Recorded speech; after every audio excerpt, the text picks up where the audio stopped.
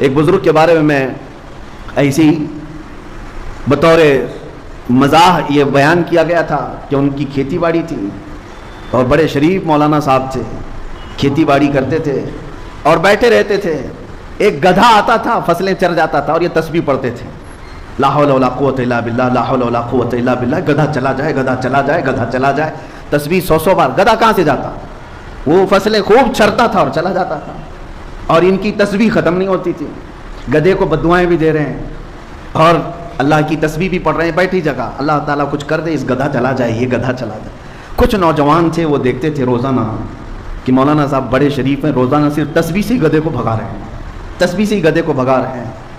آدھی فصل تو وہ روز کھا گیا تھا گدھا. ان نوجوانوں کو رحم آیا، وہ کچھ ڈنڈے لے کر کے میدان آ گئے. 4-5 دن کے بعد ڈنڈے لے کر کے آئے اور اس کے بعد پھر اس کھیتی میں چرنے والے گدھے کو جو تڑ تڑ لگایا انہوں نے، تو گدھا چیختے ہوئے جو بھاگا زخمی ہو کر، پھر کبھی نہیں آیا. اور وہ نوجوانوں نے آ کر کے کہا مولانا صاحب آپ کی تسبیح اپنی جگہ پر، لیکن ڈنڈے سے جو توکل ہوتا ہے وہ اپنی جگہ پر.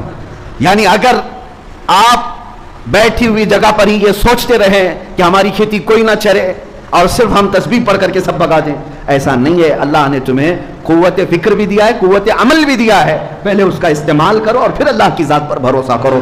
اسی کو اقبال نے کہا تھا، قوت فکر و عمل پہلے فنا ہوتی ہے جب کسی قوم کی شوکت پہ زوال آتا ہے. کسی بھی قوم کے اوپر زوال جو آتا ہے وہ مفلوج ہونے کے بعد، کچھ کرنا نہیں ہے انہیں، بیٹھے ہوئے کھانا ہے اور بیٹھے ہوئے سب نئے نئے کرشمے دیکھنا ہے، نئے نئے اچھمبے دیکھنا ہے بیٹھ کر کے. نہیں میرے عزیزو، اسلام نے تمہیں عمل کے میدان میں اتارا ہے. عمل کے میدان میں بے خوف و خطر اترو. نبی پاک صلی اللہ تعالیٰ علیہ وسلم کی سنتوں کو دیکھو. آج ان نوجوانوں سے بھی میں کہتا ہوں جو گھر میں بیٹھ کر کے توکل کر رہے ہوں یا توکل کا غلط معنی اخذ کر رہے ہوں کہ ہمیں کیا ضرورت ہے، اللہ تبارک و تعالیٰ کی ذات پر بھروسہ ہے. رزاق وہی ہے، رزق دے گا. وہ جب چونٹیوں کو رزق دیتا ہے تو ہمیں کیوں نہیں دے گا؟ یقیناً تم اشرف المخلوقات، تو تمہیں بھی رزق دے گا، لیکن حکم اس کا یہ ہے کہ تلاش کے لیے نکلو، تلاش کے لیے نکلو. ایک جگہ بیٹھ کر کے انتظار کرنا یہ نہیں ہے توکل. اللہ کی ذات پر یقین اور توکل کا مطلب اسباب کا سہارا لینا ہے، لیکن یقین اس کی ذات سے رکھنا. ایسا نہیں ہے کہ گھر میں بیٹھ کر کے آپ یہ سوچیں کہ بچہ ہو جائے گا، اکیلے بیٹھے ہیں، اللہ تبارک و تعالیٰ ہے، لیکن اس نے جو اسباب بنایا ہے ان اسباب کا سہارا لینا ہوگا. تم گھر میں بیٹھ کر کے یہ سوچتے رہو روٹی آئے گی منہ میں چلی جائے گی، نہیں. روٹی کو گزرنے کے لیے جتنے اسباب کی ضرورت ہے ان اسباب کا سہارا لینا ہے. ہاتھ پیر چلاؤ، پھر اللہ کی ذات پر بھروسہ کرو. ایک صحابی آئے، حضور صلی اللہ علیہ وسلم سے عرض کیا میرے پاس ایک اونٹنی ہے، اس اونٹنی کو کھمبے سے باندھ کر کے اللہ پر بھروسہ کروں یا اس کو کھلا چھوڑ کر کے؟ کیونکہ کھلا چھوڑنے سے اونٹنی واپس نہیں آتی، ایک بار وہ ہاتھ سے جائے تو بھٹک جاتی ہے. اونٹ کے بارے میں نبی پاک صلی اللہ علیہ وسلم نے ارشاد فرمایا نہیں، اس کی رسی کو کھمبے سے باندھو اور پھر اللہ کی ذات پر بھروسہ رکھو. بیمار ہو گئے، بخار آیا، سردی ہے، سر میں درد ہے، پیٹ میں درد ہے، اللہ شافی کافی ہے، یقین ہے ہمیں کہ اللہ ہی شفا دے گا، لیکن اس کا مطلب یہ نہیں ہے کہ بیمار ہو کر بستر پر سوئے رہیں. مجھے اللہ پر بھروسہ ہے وہی شفا دے گا. وہ شفا دے گا لیکن دوا تمہیں لینی ہوگی. دوا لو اور پھر یہ کہو دوا تو ذریعہ ہے، حقیقت میں شفا اللہ کی طرف سے.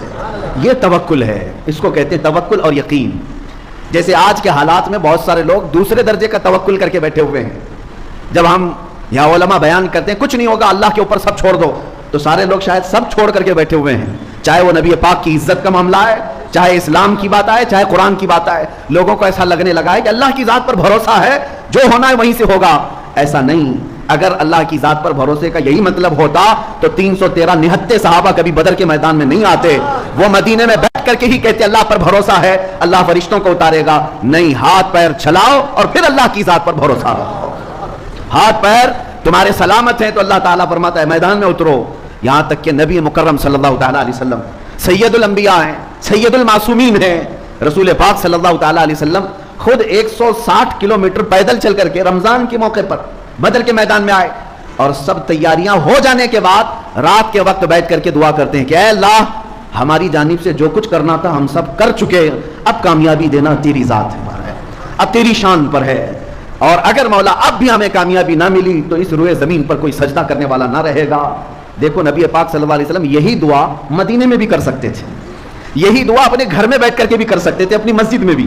نبی پاک صلی اللہ تعالیٰ علیہ وسلم نے توکل اور یقین یہ سکھایا ہے کہ پہلے عمل کرو اور پھر رب کی ذات پر بھروسہ رکھو۔